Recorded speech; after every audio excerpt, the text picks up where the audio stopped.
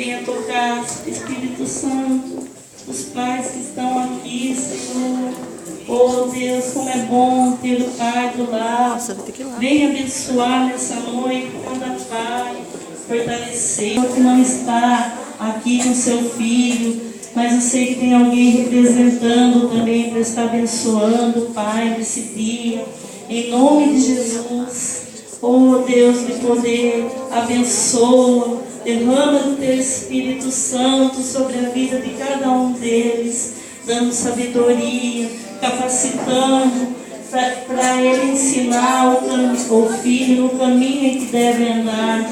Em nome de Jesus, eu venho te pedir que o Senhor abençoe a cada pai nessa noite. Derrama do teu poder, derrama da tua unção sobre a vida de cada um.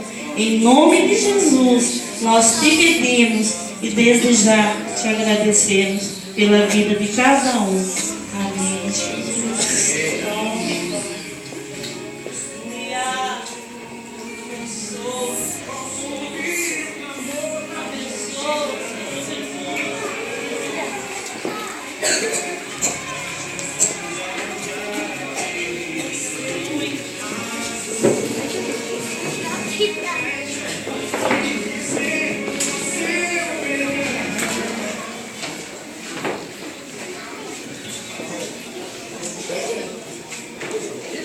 O Carlinhos também quer falar alguma coisa.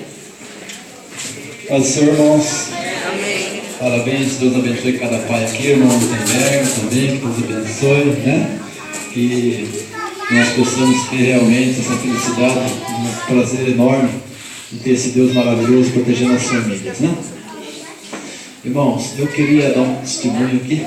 Primeiramente, agradecer a Deus pelas bênçãos que Ele tem derramado sobre a minha vida. Só de me colocar no meio de vocês, dessa família que está crescendo a cada dia, já é uma bênção muito maravilhosa, né?